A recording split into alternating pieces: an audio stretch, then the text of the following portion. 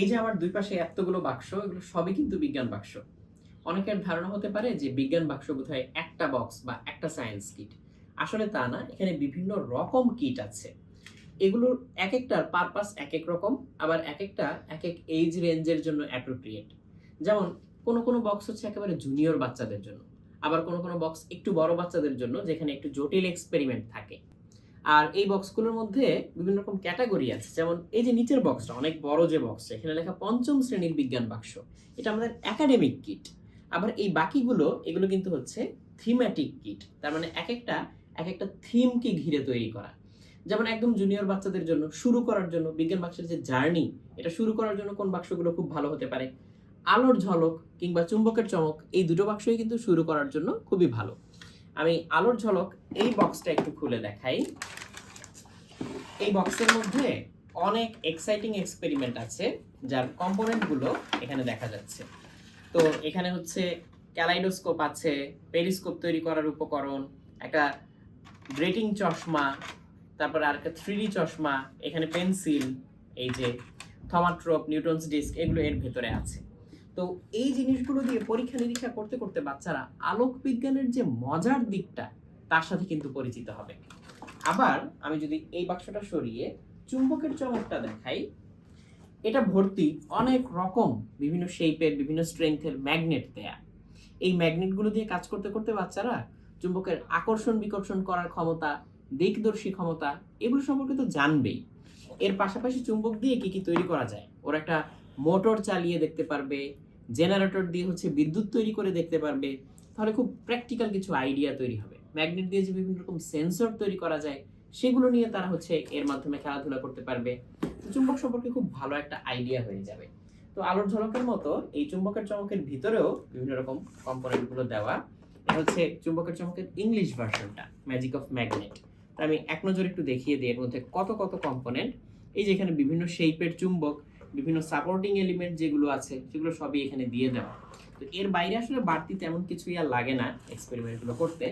লাগলেও সেগুলো খুব সহজে হাতের কাছ থেকে জোগাড় করে নেওয়া যায়, যাতে বাচ্চারা এই এক্সপেরিমেন্টগুলোর পুরো এক্সপেরিয়েন্সটা নিতে পারে।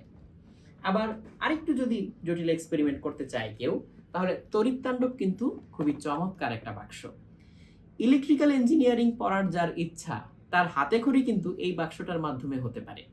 কারণ এই বাক্সের মাধ্যমে বাচ্চারা কারেন্ট, ভোল্টেজ, বিভিন্ন টাইপের সার্কিট, যেমন সিরিজ কানেকশন কাকে বলে, প্যারালাল কানেকশন কাকে বলে, সুইচ কিভাবে আমরা বানাই, কেন কখনো কখনো এক সুইচ দিয়ে একাধিক জিনিস চালানো যায়, কেন আবার কখনো কখনো একাধিক জিনিসের জন্য আলাদা আলাদা সুইচ লাগে, এই সব কিছু কিন্তু এই বাক্স থেকে ওরা জেনে যাবে।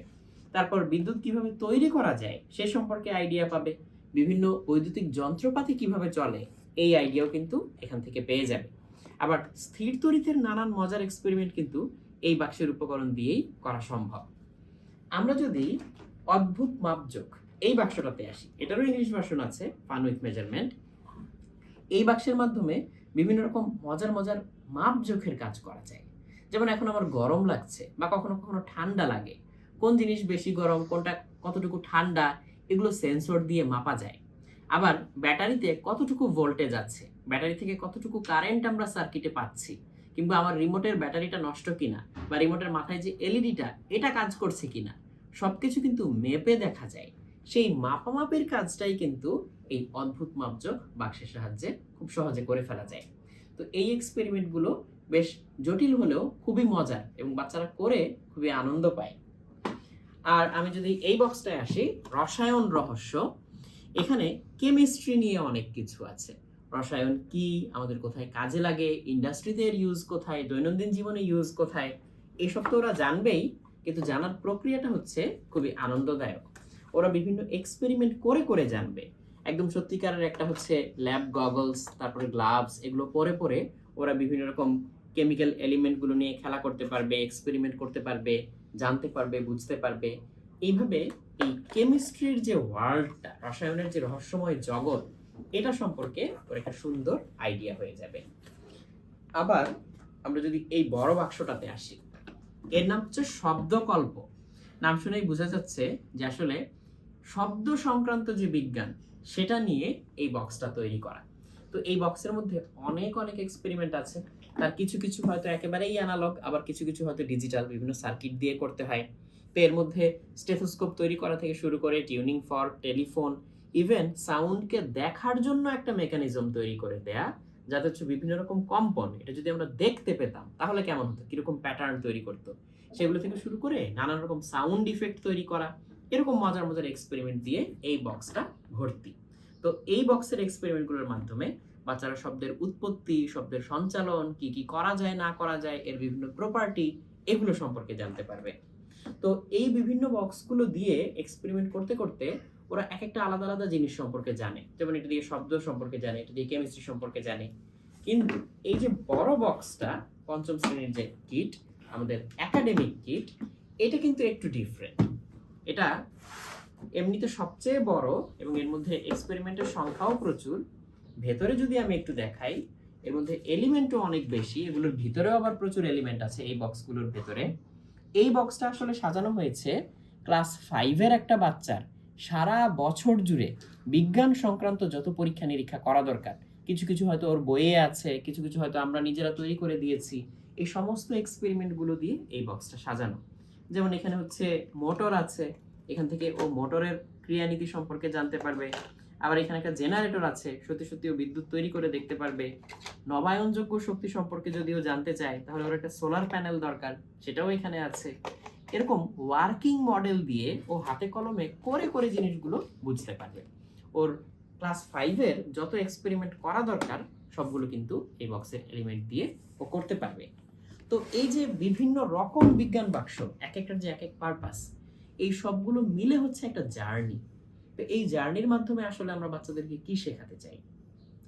প্রথমত, এই জার্নির মাধ্যমে বাচ্চাদেরকে আমরা চিন্তাশীল বানাতে চাই। ও যখন কোনো একটা কিছু করবে বা কোনো একটা কিছু যখন ও চোখের সামনে ঘটতে দেখবে, সেটা কেন হয়, কিভাবে হয়, এই প্রশ্নটা যাতে তার মাথায় আসে। আমরা ওদেরকে প্রশ্ন করতে উৎসাহিত করি, চিন্তা করতে উৎসাহিত করি, যাতে ও চিন্তাশীল একজন মানুষ হয়। আবার এই এক্সপেরিমেন্টগুলো যখন বাচ্চারা করবে, প্রথমবারে নাও মিলতে পারে, হয়তো ওর 2-4 বার চেষ্টা করতে হবে, বা কোনো কোনো এক্সপেরিমেন্ট আছে যেগুলো একটু জটিল, সেগুলো হয়তো ওর বহুবার চেষ্টা করে মিলাতে হবে। ওর হচ্ছে পরিশ্রম করার বা অধ্যবসায়ী হওয়ার, লেগে থাকার যে প্রবণতা, এটা কিন্তু ওর মধ্যে তৈরি হবে। যখন ও বাস্তব জীবনে কোনো কাজ করতে যাবে, যদি প্রথমবারেই না হয়, ও কিন্তু হতাশ হবে না, কারণ ও জানে যে আমার এই এক্সপেরিমেন্টটা হওয়ার কথা, আমি প্রথমবারে পারিনি, কয়েকবার করে কিন্তু আমি পেরেছি, কাজেই এই কাজটা আমি করতে পারবো। ও কিন্তু আত্মবিশ্বাসী হবে, কারণ ও নিজে হাতে ধরে এই এক্সপেরিমেন্টগুলো করছে, এই কাজগুলো করছে। ও কিন্তু কারো উপরে ডিপেন্ডেন্ট হয়ে থাকছে না, কাজে ওর মধ্যে আত্মবিশ্বাস তৈরি হচ্ছে। তো ও ক্রিটিক্যাল থিঙ্কিং অ্যাবিলিটি অর্জন করবে, ও অধ্যবসায়ী হবে, ও হচ্ছে আত্মবিশ্বাসী হবে। এবং এখানেই আমরা থেমে থাকছি না, সবগুলো বক্সের মধ্যে আমরা কিন্তু বিভিন্ন রকম স্টোরি দিচ্ছি, স্টোরি টেলিং এর মাধ্যমে আমরা ওকে জিনিসগুলো শেখাচ্ছি। এবং এই স্টোরিগুলোর মাধ্যমে আমরা ওর মধ্যে মানবিক গুণাবলীর জাগরণ ঘটাতে চাই। ও চিন্তাশীল মানুষ হবে, আত্মবিশ্বাসী মানুষ হবে, অধ্যবসায়ী মানুষ হবে, ঠিক আছে, কিন্তু সে যদি মানুষের মতো মানুষ না হয়, তাহলে কিন্তু আমাদের পুরো এফোর্টটাই কিন্তু মাঠে মারা যাবে। কাজে সে মানুষের মতো মানুষ হোক, তার মধ্যে মানবিক গুণাবলীর স্ফুরণ ঘটুক, এটাও আমরা চাই। আর এভাবেই কিন্তু আমাদের বিজ্ঞান বাক্সের পুরো জার্নিটা তৈরি করা।